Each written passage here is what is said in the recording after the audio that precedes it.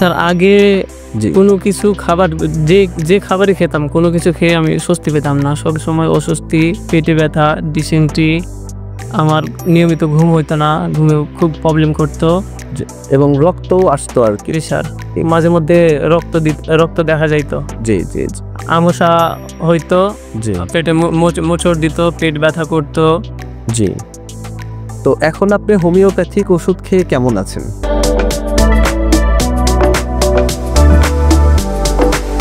Aqil Hossain হোমিওভার্স treatment centre থেকে আপনাদের সবাইকে শুভেচ্ছা জানাচ্ছি। আজকে আমরা একটা সাকসেসফুল কেসের রিভিউ নিয়ে হাজির হয়েছি। Ulcerative colitis.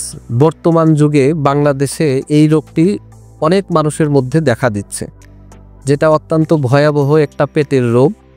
আলসারেটিভ কোলাইটিস মানে হচ্ছে একই সাথে আমাদের কোলনের ভিতরে, লার্জ ইন্টেস্টাইনালের ভিতরে যখন ইনফ্লামেশন হচ্ছে এবং সেখানে আলসার হয়ে যাচ্ছে, অর্থাৎ কোলনের ভিতরে যখন ক্ষত হচ্ছে এবং প্রদাহ হচ্ছে এবং এটা যখন দীর্ঘমেয়াদী চলতে থাকে, তখন এই রোগটাকে আমরা মেডিকেলের ভাষায় আলসারেটিভ কোলাইটিস বলছি।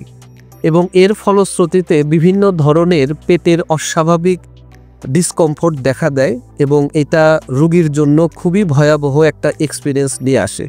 এবং এগুলাকে বলা হয় অটো ইমিউন ডিজিজ, অর্থাৎ রোগ প্রতিরোধ ক্ষমতা যখন শত্রু হয়ে যায়। রোগ প্রতিরোধ ক্ষমতার প্রধান কাজ হচ্ছে মানুষকে রোগকে প্রতিরোধ করা।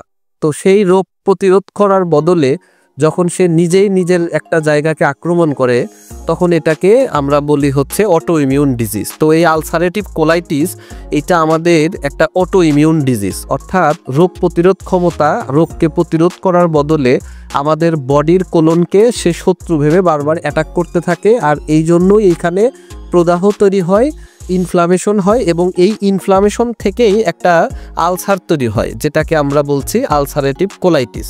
তো এটা খুবই ভয়াবহ একটা রোগ এবং পেটের যতগুলি রোগ আছে তার মধ্যে এই রোগটা খুবই খারাপ একটি রোগ এবং এটা মানুষকে সারা জীবন ভোগায় এবং এটা খুব বেশি ভালো ট্রিটমেন্ট পাওয়া যায় না আর কি।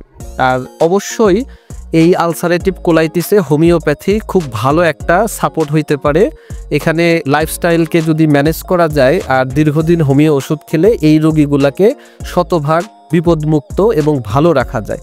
তারই একটি উদাহরণ হিসাবে আমাদের এই ভাইকে আমরা উপস্থিত করেছি।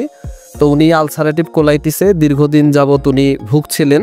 তো এখন আলহামদুলিল্লাহ হোমিওপ্যাথিক ওষুধ খেয়ে খুবই ভালো আছেন। তা আমরা ওনার মুখ থেকে উনি আগে কেমন ছিলেন সেটা আমরা একটু শুনবো। ভাই, আপনি আগে কেমন ছিলেন এই রোগটাতে?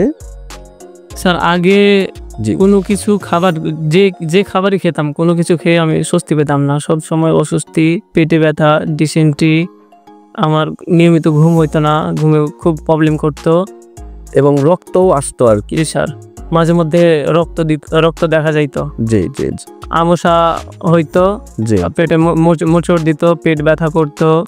জি। তো এখন আপনি হোমিওপ্যাথিক ওষুধ খেয়ে কেমন আছেন? আলহামদুলিল্লাহ, আপনার কাছ থেকে ট্রিটমেন্ট নেওয়ার পর থেকে আমি অনেকটাই ভালো আছেন, স্বাভাবিকভাবে জীবনযাপন করছেন আর কি।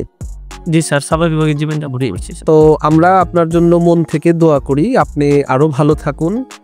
আর আমরা আপনাদেরকে এটা সচেতনতামূলক ভিডিও হিসাবে পোস্ট করতে চাই আর সবার কাছে আমরা একটা ইনফরমেশন পৌঁছাতে চাই যে যারা এই আলসারেটিভ কোলাইটিসে ভুগছেন, বিভিন্ন জায়গায় চিকিৎসা করছেন, আপনারা কিন্তু চাইলেই হোমিওপ্যাথি ওষুধ যদি আপনারা দীর্ঘমেয়াদী খুব ভালোভাবে যদি সময় নিয়ে ধৈর্য নিয়ে যদি খান ভালো একজন রেজিস্টার্ড হোমিওপ্যাথিক ডাক্তারের কাছে, আমার মনে হয় আপনারা অনেক ভালো থাকবেন। আর এই আলসারেটিভ কোলাইটিসের জন্য হোমিওপ্যাথি ওষুধ অনেক ভালো একটা ওষুধ এবং এটা আপনাকে লং টাইম ভালো রাখবে, সলিউশন দেব এবং হোমিওপ্যাথিক ওষুধে আপনি একটা কিউরেটিভ অ্যাকশন পাবেন।